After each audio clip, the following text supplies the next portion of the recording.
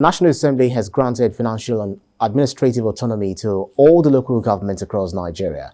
This happened after the lawmakers voted electronically on 68 constitution amendment bills at Tuesday's plenary. Both chambers of the National Assembly, during voting on the constitution amendment, voted in favor of local government administrative autonomy as a tier of government and guaranteed their democratic existence and tenure. The Constitution review will continue today, as Jake Andisa, who was present at Tuesday's plenary in the House of Representatives, says. Thank you, Tijesu. A bad day it was for women, as all 4 bills that concerned the female gender were shut down at the 2 chambers. Not even the presence of the wife of Vice President Dolapo Osinbajo and the Minister of Women Affairs, Pauline Tallen, could change the minds of majority of the legislators. The First Lady had witnessed the laying of the report of the Constitution Review Committee as part of advocacy for women-related bills. Say aye. Those against me say nay. The ayes have it. First to suffer a setback is the bill seeking additional seats for women at state and national assemblies. In the House, 81 members voted in its support, while 208 kicked against the bill. It was the same pattern at the Senate. Another clause seeking to expand the scope of citizenship and extend it to a non-Nigerian married to a Nigerian woman also failed. Colleagues, the next provision is a bill for an act to alter the provisions of the Constitution of the Federal Republic of Nigeria 1999 to provide for special seats for women in the National and State Houses of Assembly. 195 lawmakers voted against it, while 107 legislators voted in its support. States may have had the last laugh, as a bill to include value-added tax on the exclusive list was overwhelmingly rejected.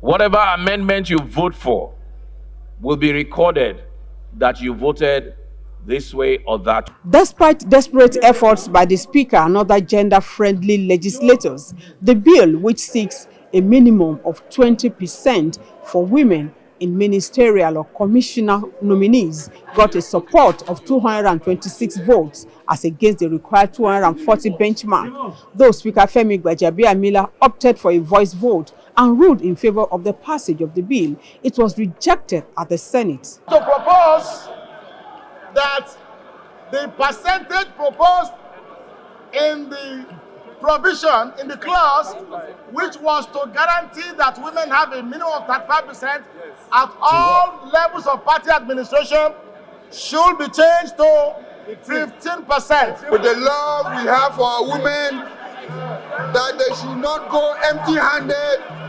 Honorable colleagues, let's give them the 15% at least for a start. Diaspora voting also failed to fly, as majority of the lawmakers voted against it. Also rejected was the bill seeking fresh procedure for the veto of presidential assent. Joke Adisa, TVC News, Abuja. Let's take an insight into this latest development from the National Assembly by speaking with a lawyer and social development advocate, Jide Ologun, who is joining me in the studio. Thank you so much for being in the studio this morning. You're welcome. Right. Both chambers of the National Assembly have voted in favor of the local government autonomy, administrative and financial autonomy, and tier of government, and guarantee their democratic existence and tenure. This is indeed a long time coming, isn't it? Yeah, it's quite exciting. This has been debated over the years, and of course, considering the impact on the lack of visible development at the local government level, for the argument that the account is joined with that of the states. And right now that this bill is on a journey, we hope it eventually becomes the law, because it's still going through a process now of amendment, and we must commend the National Assembly for doing this, particularly when Nigerians look up to that part of our democracy, because that is the outstanding feature of democracy. And we have 109 senators, 360 House of Reps members to represent the people in the elective democracy we practice. And talk about the others. For example, not supporting putting the value-added tax collection on the exclusive legislative list, but on the concurrent. And many would have expected that National Assembly will be on the side of the federal government, because the matter is in court already. Right. But right now they are saying we do not consent to this. And then the case of the women not having their way, even though the First Lady, Aisha Buhari, was there, to throw her influence around it. I think I just want to advise the women that they may not need the laws of the land to actively participate in politics. In fact, they should be the springboards they are the ones giving birth to all the children who grow up to vote and stuff like that. So make yourself relevant. I mean, Okonjo-Iweala is the DG of World Trade Organization. So because I knew those requests were not going to fly, if you look at the psychological, religious makeup of quite a number of the legislators, culturally speaking, some of them may not want to give women the way, but that is not to say women won't be relevant if they want to be relevant. We'll definitely look at the fact that some of the 3 bills that were, for women, they actually failed. But let's talk about this local government autonomy. And how relevant do you think this is to the clamor for restructuring, saying that we should revert to the 1963 Constitution? Does it address this fact? The major feature of the 1963 Constitution is the control of resources by the regions. And regions had the, latitude to develop. We still make reference to the Cocoa House, the first television station in Africa, the free education, and you recall the Enugu coal, the granite pyramids in the north. In fact, I was very unhappy yesterday while profiling the number of corporate investors that are leaving the shores of Nigeria. You talk of the Obakran Industrial Estate. So it was a competition for development, and that was when we had true federalism. And right now, the local government is the grassroots of where you can manifest the dividends of democracy. But the resources meant for that purpose, it's at the mercy of the state government. And that also controls who becomes local government chairman. Please hold your thoughts. We'll definitely come back on that particular thought. We've got joining me via Zoom is a member of the House of Representatives, APC Osun, Honorable Taiwo Oluga. Thank you so much for being on TVC Breakfast this morning. Well, I really don't know. I would like to know how you felt when you realized that the 3 bills in support of affirmative action for women didn't sail through. And looking at the fact that the vice president's wife was there, the wife of the president was also there a day before to advocate this bill. It looks like all these things fell on the deaf ears of the men folks in the National Assembly. Yeah. Hello, good morning, viewers. Good morning, go ahead. Hello. Go ahead, can you hear me? Oh, good. Yeah, I can hear you clearly. Good morning. Good morning. Did you get the question that I asked you? Yes, I got it very correct. All right, speak to it, ma'am. Thank you very much. First and foremost, I want to start by thanking the leadership, especially the Speaker, House of Representatives, Right Honorable Femi Gbajabiamila, for the efforts he really put in yesterday before we went into voting. And I want us to get this clear. Nigerian women should get me and hear me clearly. It is not about how we feel. It is not about our mood. It is not about what really happened yesterday, but it is about democracy. Yesterday, democracy in action really showed to us, and it is about game of number, and it is about coming up with what you think, and you go into voting and you voted for it. So I don't want Nigerian women to feel bad. I don't want us to see it as a setback. In a situation where you have to vote for a bill that concerns you and you have only 12 women seated, kudos to the men, the female champions, the he for she that really voted for us. At some point, we got over 80 votes. At some point, we got over 100 votes. Kudos to them, and we celebrate them and we know their name has been written in gold. So it is not about how we feel now, but how we are going to go back to sit down, rethink, strategize, and come up and win the next time. So it is democracy, my own feelings. So Right. the first bill. Right. Okay. Well, just to save the image of the National Assembly, the House of Representatives precisely, the Speaker, just like you said, you give kudos to him and some other men. You know, you were able to get 20% of ministerial and commissionership appointments for women. Is that to say that at least you got something? Oh, it's not about, it's about that we love it, and the thing really came. I just said it, that it is not about how we feel, not just getting something. It is a process. Nigerian women should get it right. It is a process, and we're getting there. And Rome was not built in a day. We should get that right. Rome was not built in a day. We're not where we're going, but not where we were. So that is the way. If we're in that spirit, we'll be able to push more, we'll be able to strategize, we'll be able to come on board and lobby more men. That means we have the percentage now. And next time we're representing it and we're going to go through this process again, what we can do is to make sure that we have gotten like double of what we have gotten yesterday. So it's a good effort, and kudos to all the female legislators, both at the Senate and at the House of Representatives. Well, so I don't want us to be discouraged. I just want us to stay very, very strong. I actually love your spirit, but then are you not considering the fact that some of these bills that you felt sailed through are still meant to travel around the 36 states of the federation?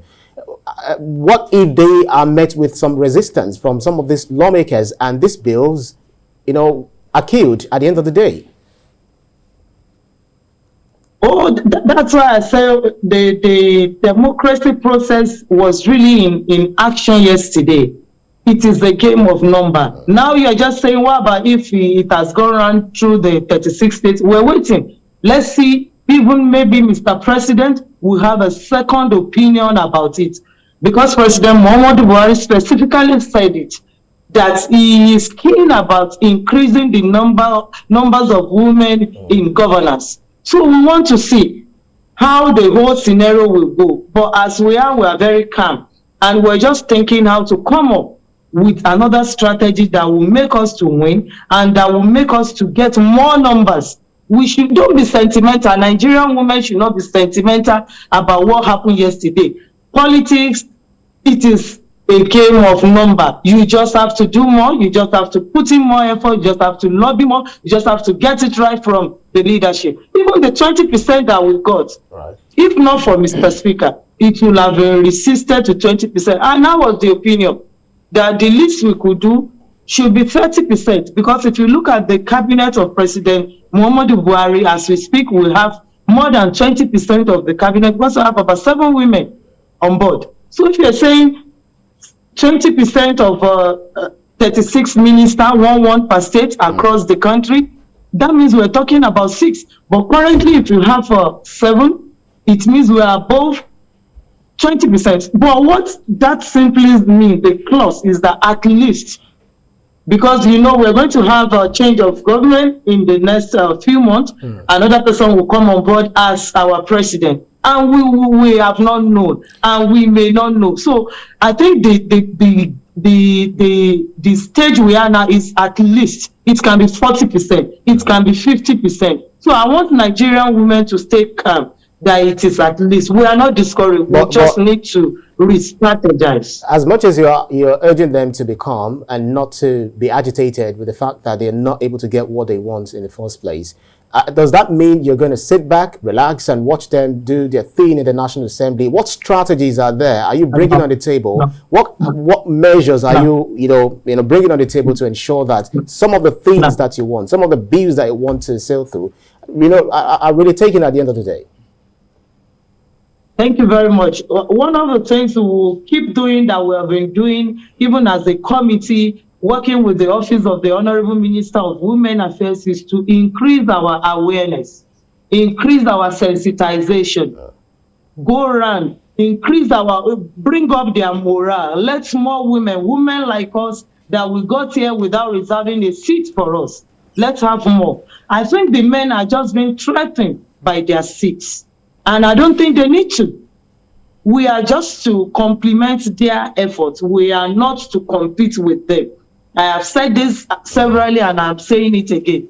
We are to complement their efforts. So what we will do to get it right next time is to go around, sensitize before the general elections in the next less than a year now, to have double of the number that we have now, to have triple of the number that we have now. If in total we have 20 women both at the Senate and the House of Representatives, all we need to do is to make sure that we have 60, we have 70 women, whatever it will take us. Then we go around that, irrespective of any political party. I'm sorry I need to say this, that once a woman come out for any position, all the women in that vicinity, in that community, should come out and vote for the woman. Makes sense. Those are the strategies we're going to use. Yeah, we're going to go there. So if we have, for example, at the 10th assembly now, we have 60 women, we have 80 women that can fight, that can compete with men. Do you understand the game? Those are the things we have. We're not going to sit down. We're not going to sit down, fold our hands, and be saying power is not served at a la carte. All right, so you've actually made your point. You have to take it by force. You've actually made your point, and the process continues in the House of in the National Assembly today. So we'll see how all of these things will pan out at the end of the day. Well, we'll say thank you to you, member of the House of Representatives, APC Osun, Honorable Taiwo Oluga. Thank you so much for your time. Thank you. Thank you for having me. Let me quickly bring this to you before we call for a break. You heard what she said. Women are there to complement the men folks, but do they feel threatened with the presence of the women, giving them more space in the National Assembly and in government? The men do not feel threatened. I think it's a function of tradition. We've been used to that culture that, okay, men should be in the front line. And things are changing across the world. And I'm glad she's also recognizing the need for advocacy. Women must rise up. Let me ask a simple question in line with her thought. If a woman rises up today to say, I'm going to contest for Senate, will other women support her? In Saudi Arabia at a time, women could not drive. Now they can drive. At a time, watching football in the stadium was forbidden. So things are changing across the world. And it should not be seen like competition. It should be collaboration. And I mentioned earlier, you have cultural barriers, you have religious barriers, you have different kinds of barriers. But you can break those barriers. I joke with this, that God made man out of dust, but he made woman out of man. So we should be the superior quality. When you know who you are as women are highly influential. And so they should go out there, get involved, get on the stage. We've got to go on a break. Thank you so much, lawyer and social development advocate. You're still definitely going to be here with us on the program when we are to look at what the papers are saying this morning. So we'll continue this conversation where we're going to leave it now. Thank you. God bless Nigeria.